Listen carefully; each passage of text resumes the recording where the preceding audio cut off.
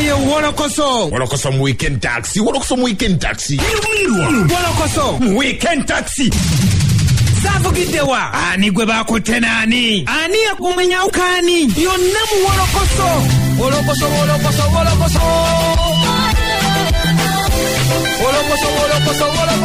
Mu weekend taxi.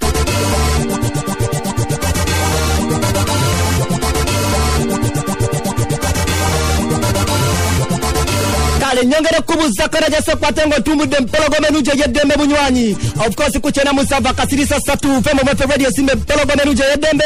Afura kuchela mubira kasirise mu www.radio.uk kwa lidi zako nyenate ama chako nakuru walero. Ona ya Wolokoso pasebo neba nyabo kudachika 12 zakara kusawe sedo zama chako nakuru walero na jemso kwata mutumbude.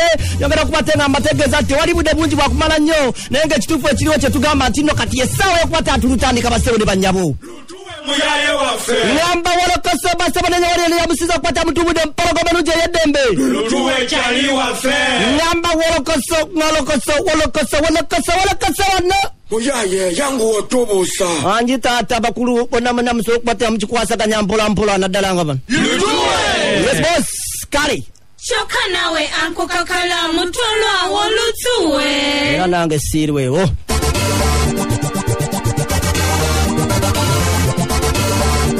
Ndoza katutandikire wano nchimanyi nti ochimanyi bulungi nnyo nti omwaka gutsemberera okubatenga gugwako kino nakitegeeza nti bannabyabufuzi bangi nnyo abamu balina okutandika okuyiya option endala naddala ku ki kye baali bakola ebiseera ebyo nga tebana bayingira parliament umulya omunywanyi tomanya kinaddirira era nga neyasoose okuvaayo okudda mu kalimuke ye muyimbi ow'ekika kya Lumba Star omukulu amanyidde nga Honorable Katolu Bwama ono nno yankubiddeko nga ntegeeza nga we bazizaawo ekibiina ekimanyiddwa nga Diamond Assemble era nga ekibiina kino ne tujjukira bulungi nnyo nti kyali kikuba omubali nga ne Honorable Katolu Bwama yali muyimbi wa ddala. Katolu Bwama yategeezezza nti kati ku ssaawa eno we bituuse atandise okuteekateeka kikyazaako era nga kino kyakugamba ku kyazaako ti buli kimu kiri mulaala kati kyakuba abantu mu bbali katugire. Tugenda kuddamu era tuvuze ebyuma byonna ebyetaagisa ebikola bandi ennungi mataala generators stage ebivuga byonna tubiguze Diamonds Production weeri era tuli mu rehearsal era tugenda kutandikira Semuto Christmas. Naye kibayo na lebogulo mundu gwakubiringo ngamba nti mugenda kutandika nga temutandika. Tenda sema mukama wange kuno Christmas tulina gamba tugenda kutandika nga tekutimbye. Ne kuno tutimbye. Ona lebogulo bepapulu yalinga lobo akukolera. Jakuka walukola. Naye terukola bulungi terukola nnyo nga bulwali badde lukola. Kiki ekyabaawo? Radios tezisuba power play nga bwe tekeddwa kuweebwa. Simanyi lwaki abasimba abo temunkubira nnyimba zange nemuzikuba nemuziri abantu ne mulinda malobe gayirira onkubira ennyimba ajekula ebyo byalabika ndabika se bantu gonzijawa Honorable Katolu Bwama tugenda omwanjula omwaka oguwedde ngenda okuva ku mpewo ngenafuna amasimu mayitirivu nnyo era nga gategeezaako nga we mbategeezaako omuyimbi ono Katolu Bwama wekiba kisoboka ng'asobola okumpuliririzaamu ebyokuyimba musaba biveeko.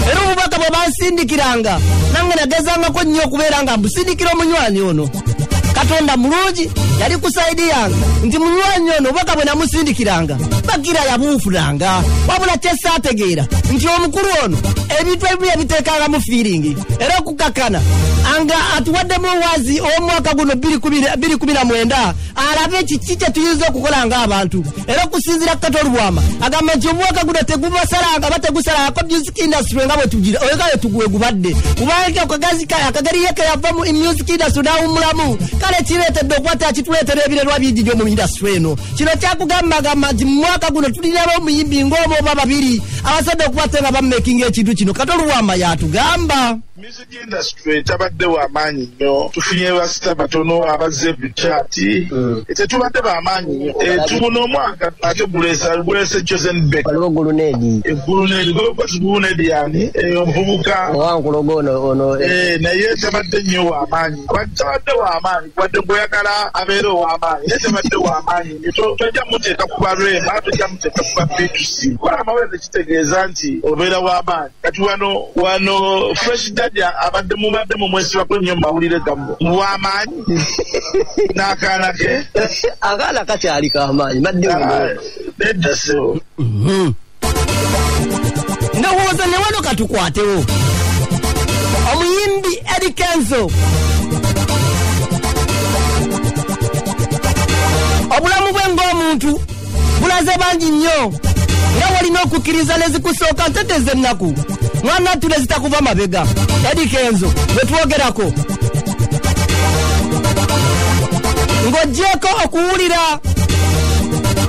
nga wanano nga otunyonyolanga omwaka 2019 oba oliawo gumusaze saako n'okubatera gumutadde mu nyiike y'ekika ekyawaggulu nnyo wabula Eddie Kenzo kino tekijja kubate nga kijjayo ng'omuntu nga kikulaga nti omwami ono bingi nnyo byatuuseeko omwaka guno mu mboozi y'akafubo gye tuwabaddemu ne munywanyi ono yategeezezzaako nga weyeevuma omwaka 2019 waatasaba Katonda ono aleme kubate ng'aguddamu era n'ensonga eno n'agikuwa nkulamusiza kakati obulamu tebumbeeredde bwangu n'akatono obwa guno omwaka naye ate ekyamukisa mulungi nti mbadde nkola era challenge ezisinze okujjamu zizze lwabo abantu abadde bagezaako okunchalenjinga naye ng'ate emirimu gyo mbadde nsigadde nkola alhamdulillah nsobodde okubaako byenfuna era ng'omukozi bwaba ate nsobodde okubaako byenfiirwa era nga n'abanchalenjinga bwe batatudde so okutwaliza wamu byebyo mukama mulungi nti ndi mulamu naye ng'omwaka gwo gubadde very hard nnyo kama ntasiza nkyali mulamu nga wadde nkyalina challenges nnyingi nnyo most especially ebikwatagana ne family nti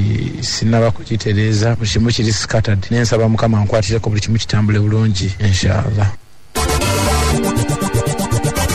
omwami ono oluvannyuma lw'okuviirwako olubirizi lwe olw'okubiri ntegeeza Wema Namakula oba oliawo naddala oba nadda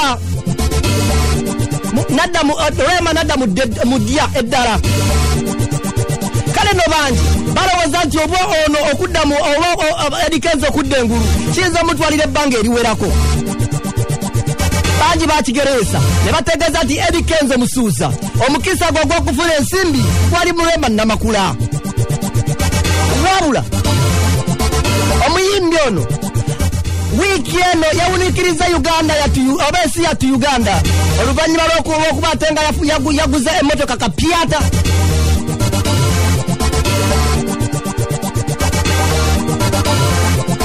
era ng'ebadde etambula ku mukutu gwa social media n'okutwaliza wamu bangi boogedde bingi naddala ku ssente zeegula wabula nga tonnaba kubate ng'owulira baani abo oba aba big talent nga bo kiyinza okubeerera ekizibu okutegeera ssente entuufu ezaguliddwa emmotoka eno okusinziira ku maneja wa Eddie Kenzo Martin Beta agamba nti emmotoka eno yawumbise yaba yakututte ssente ziyitira zigunuukiriza ddala mu bukadde 600 bannange n'abakola ssente amabula gali ewamu eyo nga mugwa mu bintu buli kaseera ani yali alina ekizibu wakati awo aye sebo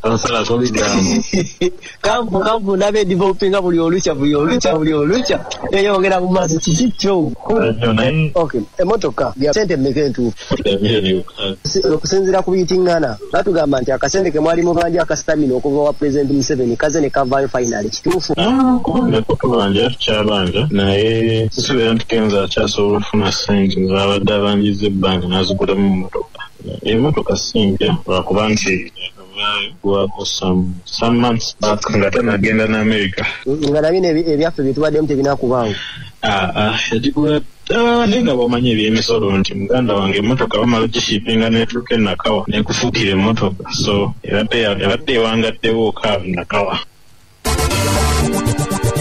okusinziira ku muyimbi Eddie Kenzo yeevuma Uganda okuteekanga ebintu bye byekoledde nga ye omuntu naddala oba mu kisanja kino oba mu kisa kino ekyokubeera nga yaviibwako mukyala we Rwema Namakula mbu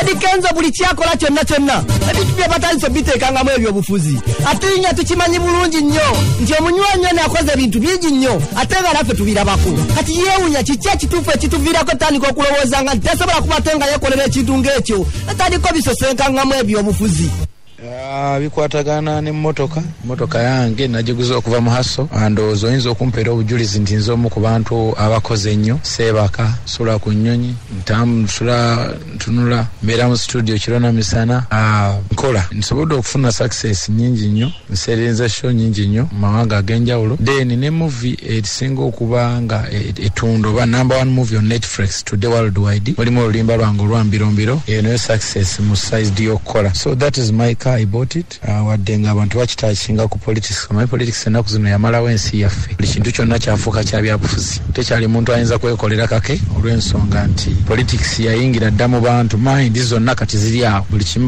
bakiza ku politics naye nze ng'omu sirina kyakikolera olw'ensonga ekyo kyekiriwo abantu bwe bati we bali ate nga tulina okugenda mu maaso ono ye wolokoso mu weekend taxi mu weekend taxi Savugiddewa ani gwe bakutte naani ani yakumenya ukani yonna mu wolokoso